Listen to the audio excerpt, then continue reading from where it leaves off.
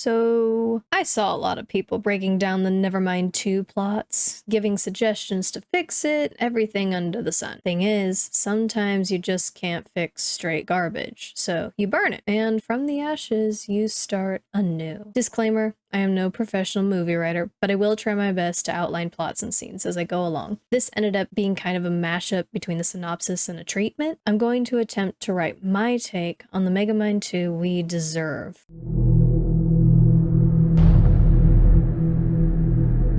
I'm taking inspiration and facts from the original Megamind movie and the Button of Doom. I'm not including the spin-off video game with the scrapped Doom Syndicate, nor am I taking into account Nevermind 2 and Megamind Rules, and the spin-off comic. Yes, there's a comic. Megamind, Bad, Blue, Brilliant. As far as this video is concerned, those don't exist. Also, I'm not trying to expand this world too much. In the first film, the dialogue is very careful not to mention the word world. Their whole world is that city, and not even Hal was concerned with the world as he was taking over, so I'm assuming the intent was to confine the story to the Soul City, and I'll try to honor that as best I can. That was one of the reasons why I'm not using the comic as inspiration. From what we've seen in the original Megamind, the only people who have powers are aliens. Alien DNA seems to be compatible with humans, as seen with Megamind's experiment when he imbued Hal with Metroman's powers, but no humans seem to have the powers or abilities to gain powers without Megamind's genius. You're telling me nobody's fallen to a vat of whatever the frick during the whole of Megamind's rise to villainy? Also, Metroman being able to fly as an infant gives me reason to assume that both Metroman and Megamind species are not benefiting from Earth. Metroman doesn't get his powers from the sun, he just has them. It's part of his DNA. According to the newspapers shown in the intro to Megamind, Megamind and Metroman seem to be the only ones duking it out, and I'm certain Megamind wouldn't let anyone else try to be Metroman's archenemy. That's his role to fill. So we can conclude that unless some humans somehow manage to become as powerful as Metroman or as smart as Megamind, the only thing that could truly give Megamind a challenge is another alien. It's been 2 years since the Button of Doom. Megamind has settled into his new role as the city hero. He's discovered that he does rather well. He just cubes up anyone who threatens the city's safety. He loves his city, loves his job, and his love for Roxanne is only growing. She's his rock and listening ear, and helps his image gradually improve in the eyes of the public. She's by his side when there's an influx in crime due to rebellious citizens, and she gives him an idea for making patrol bots to help him lighten his workload. He's not like Metroman. He has to adapt. Perhaps even a few rebel kids are popping up that Megamind helps heal, as he knows what it's like to be an outcast and to embrace evil instead of working to heal. Maybe he has a small cult following, like in this world. Nowadays, Megamind's only challenge is pondering ways to take his and Roxanne's relationship to the next level. He doesn't know much about human proposals, so he's balancing his patrols and hero work with research on human marriage. He leaves Metroman be, according to his old rival's wishes, and he even listens to a few new albums the old hero drops. Then, all of Megamind's peaceful plans and silly worrying come to an abrupt halt. A spaceship has appeared in the sky above Metro City at dusk. Megamind is rudely interrupted from his romantic date with Roxanne before he can fumble the ring from his pocket. He sends out a code to the patrol bots to code herd all citizens inside. Then he rushes Roxanne to the invisible car. He speeds away to his hero lair, spruced up nicely with Roxanne's help, and alerts Minion of the situation. After a few scenes of stress brainstorming on what to do, along with some nice PTSD from the fight with Hal, Roxanne suggests just waiting. Megamind wants to use his repaired jetpack to fly up and maybe figure out what's going on. Before they can truly settle on a choice, Minion alerts Megamind that the ship has opened up and things are shooting into the city. There's no time. Megamind jumps into the spider bot, begging Minion to stay and protect Roxanne. He brings a few brain bots with him, leaving the rest to guard the lair. As he's racing towards where the bright beams are shooting, he notes the lack of explosions and screaming. They're not firing lasers. Then, as Megamind nears where many of the shots are concentrated, the power goes out. It's completely dark. Then a creature steps out from behind a building. A quick interruption here. This is how I'm imagining the aliens. I wanted to go for a very foreign, different concept than what we've seen. Megamind is thin and short, Metromind is all muscle and tall. I kind of combined the two body types. I also made them less human than normal solely because I wanted something inhuman and cold. There are tons of different ways this alien design can be taken, so don't take mine as the only option. The creature is glowing, the entire build foreign. Megamind tries to communicate, but the creature snatches a curious brainbot out of the air. A pulse travels up its arm into its body, and the brainbot goes dead, and the creature seems to glow even more fiercely. Megamind flicks out his dehydration gun, snaps it to the debilitate option. He fires, and the creature steps fully into the blast, absorbing it and glowing even brighter. Then its four eyes land on the spider bot, and Megamind turns the frick around. Megamind runs into more and more of the creatures as they spread over the city, and his patrol bots and brain bots are dropping left and right. Then one alien shoots forward with a burst of speed so fast it seems to teleport. It latches onto the spider bot, now glowing significantly less, and the bot goes dead, flinging Megamind out. Minion rolls up just in time with the invisible car, and they speed off. Megamind scolds Minion for leaving Roxanne, but then she's here too in the backseat, or the front seat. Megamind is freaking out a bit. They're all over, and they keep taking down my patrol bots. Megamind and the gang pull into a dark abandoned parking lot somewhere in the city, feeling safe in the invisible car, which they turn off just in case the creatures can sense power sources, to figure out a way to stop these things. Megamind figures that they probably consume power since the city's power is out, and they seem to like the energy ray he shot at them. Roxanne suggests infusing Megamind with the powers of Metroman, and Megamind instantly shuts that down. Metroman is power incarnate. He'd basically be a feast to them. And Megamind doesn't want to give these invaders more power. He can't risk using the death ray either. What could these things do with the full concentrated power of the sun? Or what would he do to the city? The ship is literally hovering over the city, and last time he used the death ray, it punched through the ground. Man. They're rather stuck. Roxanne, ever the reasoner, suggests going and trying to reason with one. Megamind argues that they might not know their language, but he eventually decides, why not? He's a bit conflicted about letting Roxanne come along. Roxanne insists they're a team now. He would understandably be nervous about taking this girl that he really likes into a situation he considers dangerous. So, they set out again in the invisible car. It's near dawn now, and they can see a lot better. People are also starting to move about the city, and the Megamind trio tries to urge them to stay inside and away from the streets. The trio soon finds a creature with its hand on a stoplight pole, drinking up the emergency power rations. Megamind and company get out of the car, and Megamind tries to converse in his goofy fashion, but the creature remains still, silent, and expressionless. It makes a few gestures, and Roxanne tries her hand at it. I'm imagining a sequence in which a creature is getting more and more irritated with its gestures, and Megamind just responds with, what? Huh? Come again? Thank you, Bestie, for coming up with that scene. Then the creature approaches, reaches out to Minion, and Minion's robot body just drops. Megamind draws out his gun and flicks it to dehydrate, and thankfully it works. Megamind snatches up the cube as they drag Minion to the car and take off. However, as they rush back to the lair, there are creatures there, tossing down dead brainbots and darting all around. The lair is compromised. Megamind has to settle in a backup hideout where he puts Minion into a backup body, while he fixes Minion's old one a bit, adding and taking a few things. I wanted to try out some cute new Minion looks just for lulz, and here are a couple I came up with. One is inspired from a Wendigo and one from a dog. And I'm thinking maybe it's just a backup sort of deal, it's not forever. I really just wanted to try some new Minion types. Megamind is mourning the loss of the lair, feeling a bit helpless with all this. The creatures are spreading, they're running out of places to hide, and the moment the cubed up alien is rehydrated, the creature could take the power of the dehydration gun. So far, this gun is their only working defense. Shaken at Minion for falling so quickly, Megamind makes a decision. He sets Roxanne and Minion to work on a plan to evacuate the city. Then he slips away while they're distracted. Roxanne finds out what she calls for him and he doesn't answer. Classic. Megamind has, unfortunately, taken to heart Roxanne's words.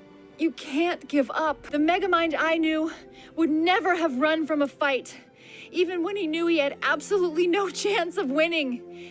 It was your best quality. We cut to Megamind driving back to the overrun lair. He dehydrates creatures left and right, breaking into his stores of objects that still work. He dons his fixed-up jetpack and any other weapons he can find. His giant robot is dead. Then he flies out. He dehydrates every creature he comes across, collecting the cubes as he goes, and he begs any citizens he sees to return to their homes. He feels a sense of protection for the city now. I mean, it's his. He is the Metroman, and he is feeling it. Megamind heads for the areas of the city with the most creatures, where they were still going to and fro from their ship. As soon as the creatures realize what has hit them, they start hitting back. Megamind has to dodge pulses of wild energy, many of them lightning-like. The creatures can ping-pong power bursts too. One absorbs what another fires and slings it back, never once wasting it. At one point, maybe many throw their energy at one another and enable it to super blast at Megamind. Megamind begins to wonder if these things truly can teleport since they become super fast at certain points. Roxanne and Minion rush outside where they've been left and they can see sparks where Megamind fights dehydrated creatures left and right. Then the sparks stop. Megamind has set his sights on the open ship, which is closing now in the face of this incoming threat. He makes it inside just before it closes, leaving him in complete darkness. Then sections of the ship open up and hundreds of glowing aliens rush out at him and the scene goes dark. On the ground, Roxanne and Minion are panicking. Roxanne says she's going after him, and she gives Minion instructions to go outside of the city as fast as he can to a little schoolhouse on a hill. Megamind hasn't done so well in his fight. He's hurt, and the creatures overwhelm him and they took his gun. One tried to absorb the energy within the gun and passed the frick out. I'm thinking there's a limit to how much power they can handle, but nobody really knows that yet, and I think Megamind's dehydration gun is powered by the binky he had in the movie, which is obviously a weapon of mass destruction. Megamind is dragged before their leader. I'm picturing a larger female who is accepting energy from a smaller creature. She signs to Megamind, who still doesn't understand, and he rants a bit at her for hurting his city. She gestures again, now holding a cube, a dehydrated creature. Megamind likely sees that she probably wants the creature restored, but he refuses, and until, you get out of my city. And she becomes angered, and she gestures, and Megamind is taken away and locked up. He wonders how he's going to get out of this mess. He's isolated and injured, and all he wanted to do was protect his city and propose to his girlfriend. Roxanne is still hurrying to where Megamind had vanished, having basically jogged through a whole city that now resembles a post-apocalyptic war zone. I envision people going about in crazy clothes with homemade weapons, and perhaps a few people even help Roxanne to the place where they all witnessed Megamind fall. I'm going to insert my Keiko redesign here as part of that gang, a tough child and Megamind superfan who wants to help her idol overthrow these invaders, and I pulled inspiration from the Doom Syndicate to make a couple more cool post-apocalyptic type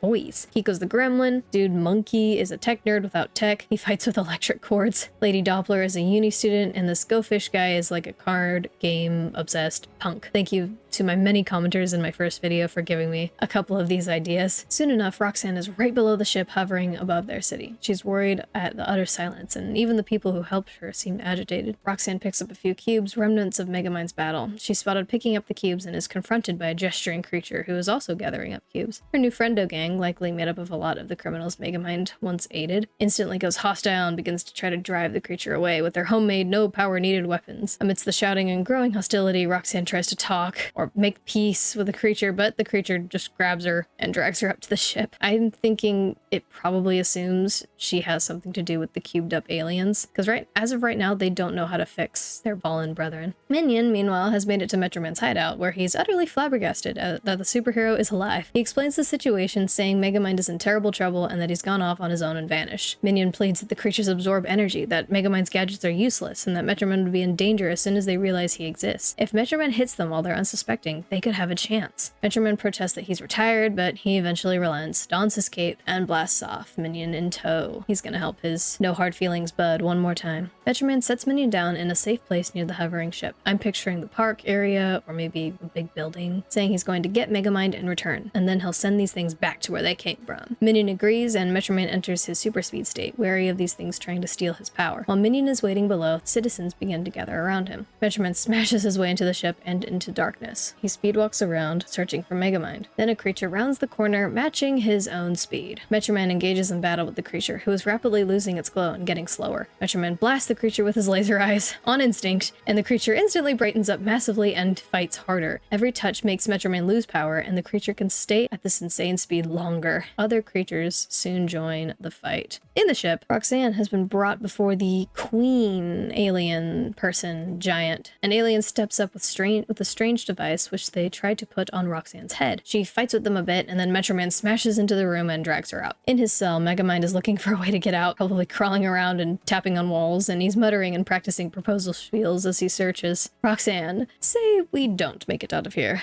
Oh, no, that's too dreary for a proposal.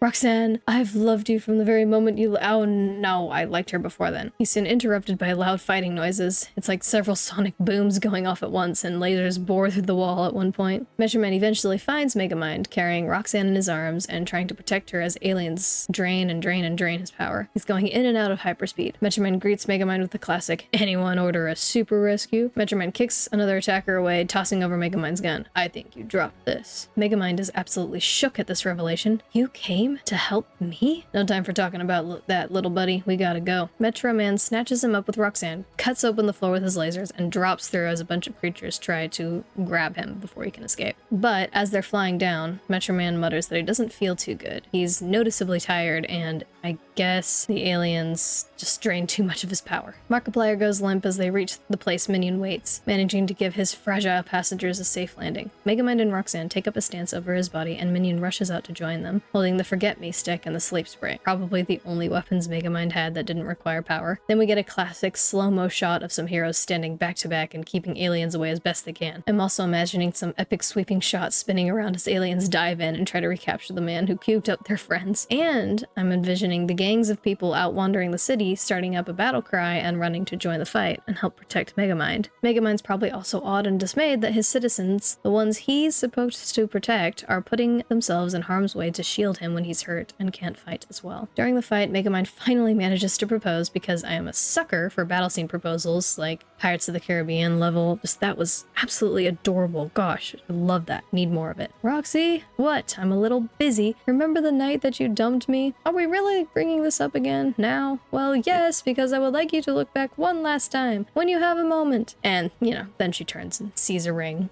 Or something like that. They can't hold off the creatures for long, and some are even showing signs of Metroman's abilities. Soon enough, their queen descends from the sky as Megamind, his team, and his newfound allies all go down beneath the hands of their enemies. Megamind is yelling stuff about how he'd like to hear their terms for surrender now. He's held back by a few creatures along with Minion, and the humans helping them have all been disarmed and surrounded. Metroman is waking up, and he's probably held down too. The queen gestures for Roxanne, and she's brought forward, a bit worried. Megamind's going nuts, thinking they'll hurt her, but Roxanne calls to him that she has a feeling it'll be alright. She's brought to the queen, who gestures to another alien, and the alien steps up and he has a little robotic antenna wrapped around his head, because he's missing an antenna, and he's holding a similar one, the same one the aliens had tried to force on Roxanne's head earlier. The device is placed on Roxanne's head and begins to glow, and everyone looks away, and there's a dramatic like, no, Roxy, you know, all that. Then the glow fades, Roxanne sways, and the creatures catch her. She's staring and frowning, and a voice echoes in her head, "You may speak." A conversation ensues, and Roxanne learns that the species had fled from a spreading black hole that was consuming all their energy. It had consumed 2 planets years earlier, and their planet was getting nearer with each rotation. They fled to Earth for safety, but doing so drained much of their power source. They're literally their ship's own batteries, and they feed on energy, and they couldn't wait to negotiate with the citizens of the city because they were starving. They just saw food and were like, yep, we're gonna eat. In conclusion, the aliens agree to fix the damages caused to the city before being allowed to acclimate there, and Megamind rehydrates all the fallen. They still feed on energy, but now they can work to replace what they take, and the city benefits vastly from their talents and technological advancements. They are an empathic and telepathic species, and their emotions are expressed in their thoughts, hence why they seem so cold and calculated. I'm thinking a few of their species were born without the ability to fully link, emotionally, empathically, telepathically, or they had lost it, so they had developed a technology to aid their disabled, which incidentally also worked on humans, or something or other. Or maybe they developed it while they were busily feeding on the city's energy. Also, I'm thinking the little device that allowed Roxanne to communicate with the aliens wouldn't fit Megamind's head, or he couldn't wear it because he was injured or something. Like, it puts strain on the mind, so it wouldn't be